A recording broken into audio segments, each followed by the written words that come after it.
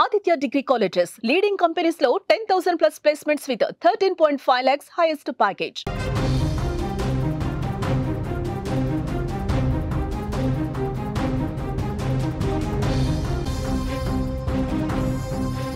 ధర్మస్థలిలో శవాలని పాతిపెట్టిన ప్రాంతాలను గుర్తించేశారు.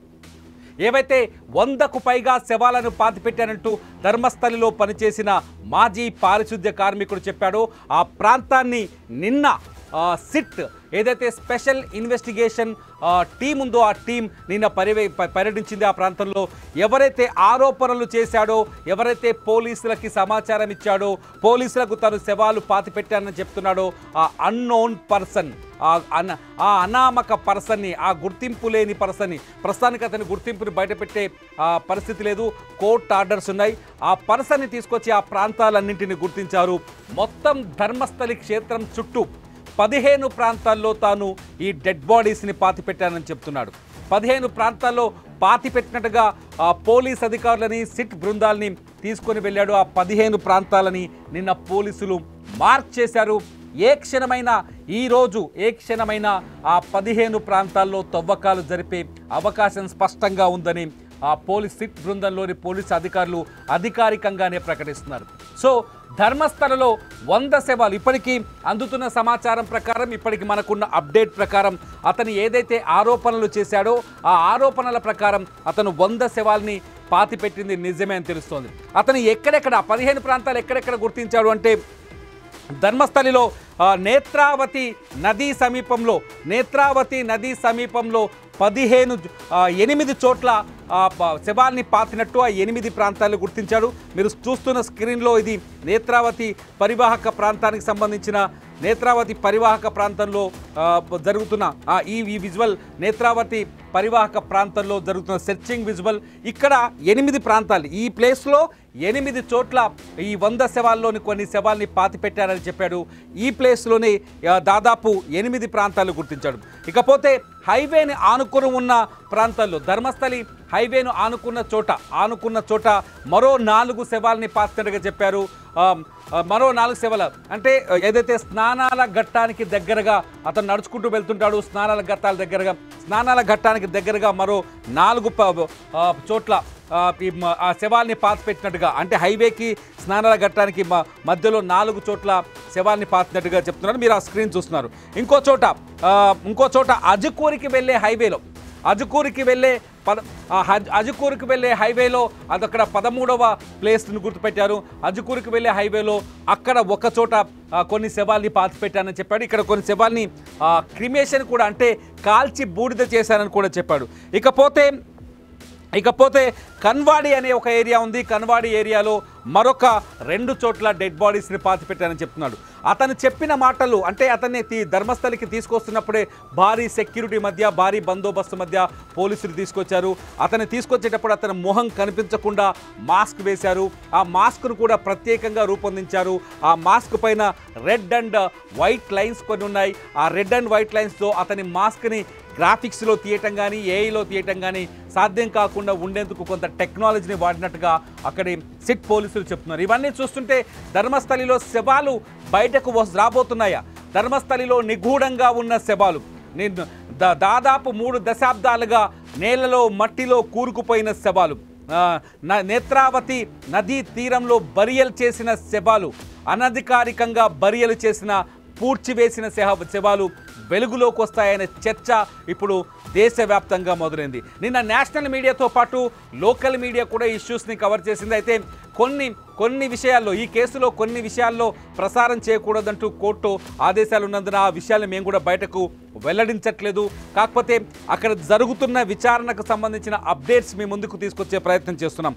మొత్తానికి ఆ అన్నోన్ వ్యక్తి, నేను 100కు పైగా శవాలని పాతిపెట్టాను, దాదాపు 300కు పైగానే అక్కడ హత్యలు జరిగాయి, తాను పాతిపెట్టిన శవాల్లో ఎక్కువ మంది మహిళలు ఉన్నారు, ఆ మహిళల్లో ఎక్కువ శవాలు తన దగ్గరకు వచ్చేటప్పుడు బట్టలు లేకుండా న్యూడ్గా వచ్చేటివి, ఆ శవాల పైన అఘాయిత్యాలు, అత్యాచారం జరిగినట్టుగా ఆనవాళ్లు కనిపించేవి, కొన్ని శవాల గొంతు కోసి ఉండేటివి. అంటే మనుషుల్ని పశువుల కంటే హీనంగా, ఆడవాళ్ళని పశువుల కంటే హీనంగా, కనీసం మర్యాద అసలు మహిళ అనే ఏమాత్రం లెక్క చేయని స్థితిలో వాళ్ళపైన అత్యాచారం చేసి ఆ తర్వాత వాళ్ళని హత్య చేసినట్టుగా అతని మాటల్ని బట్టి మనకు అర్థమవుతుంది.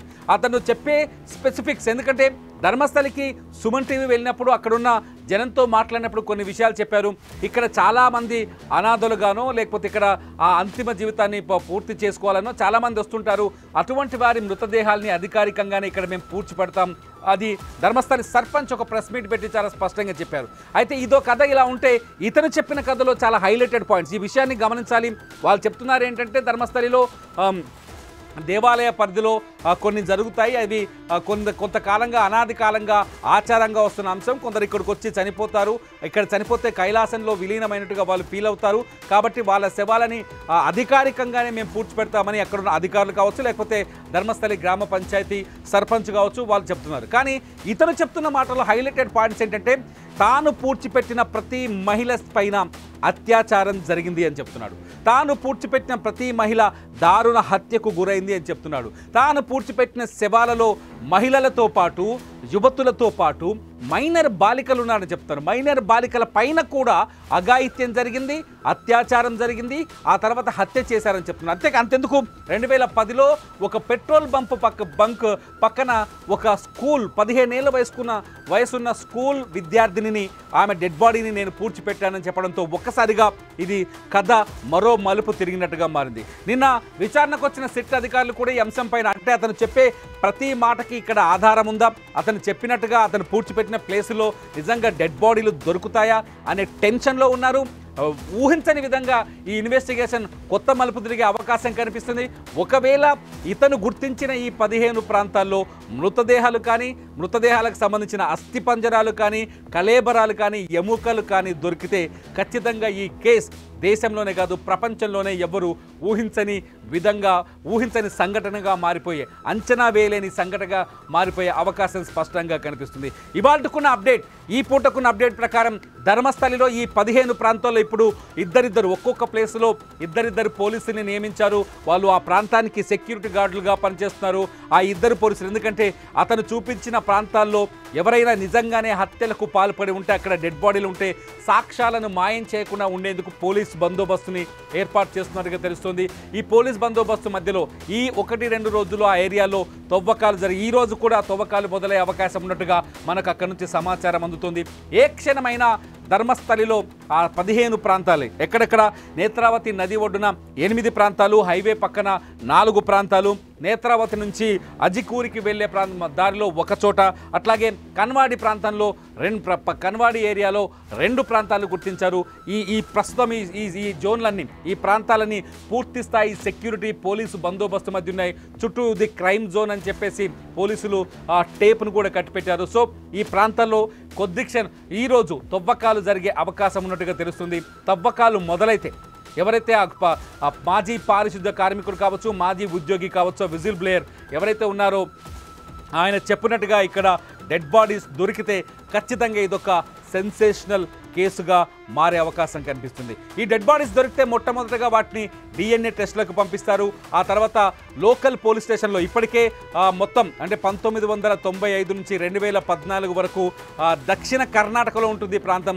దక్షిణ కర్ణాటకలో దాదాపు 250 మందికి పైగా మహిళలు అదృశ్యమైన కేసులు ఇంకా మిస్టరీగానే ఉన్నట్టు కొన్ని పోలీస్ రికార్డుల ఆధారంగా తెలుస్తుంది.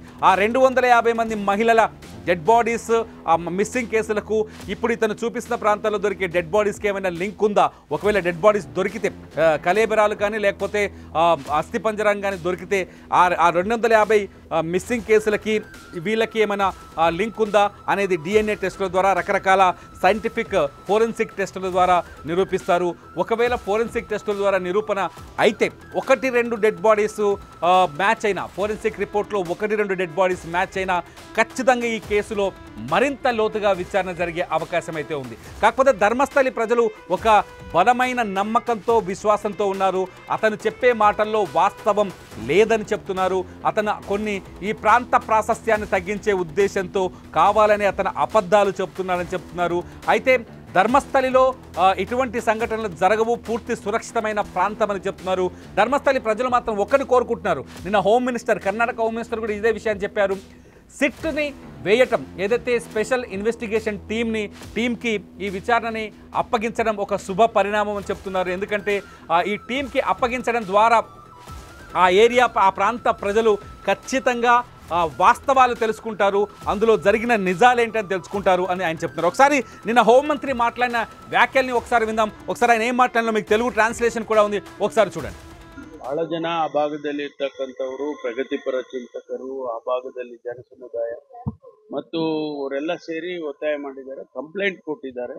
ಕಂಪ್ಲೇಂಟ್ ಕೊಟ್ಟವರು ಕೂಡ ಹೇಳಿದ್ದಾರೆ ಇಲ್ಲೆಲ್ಲ ಈ ರೀತಿ ಆಗಿದೆ ಅಂತ. ಅದನ್ನ ತನಿಖೆ ಮಾಡಿ ಆಗಿದೆ ಆಗಿಲ್ಲ ಅನ್ನೋದು ಗೊತ್ತಾಗ್ಬೇಕಲ್ಲ. ಸುಮ್ಮನೆ ಹೀಗೆ ಹೇಳ್ಕೊಂಡು ಹೋಗ್ತಾ ಇದ್ರೆ ಕಾನೂನು ದೃಷ್ಟಿಯಲ್ಲೂ ಕೂಡ ಸರಿ ಕಾಣಿಸೋದಿಲ್ಲ. ಹಾಗಾಗಿ ಅದರ ತನಿಖೆ ಆದೇಶ ಮಾಡಿದ್ದೇವೆ. ತನಿಖೆಯಲ್ಲಿ ಏನ್ ಬರುತ್ತೆ ಗೊತ್ತಿಲ್ಲ ನಮಗೆ.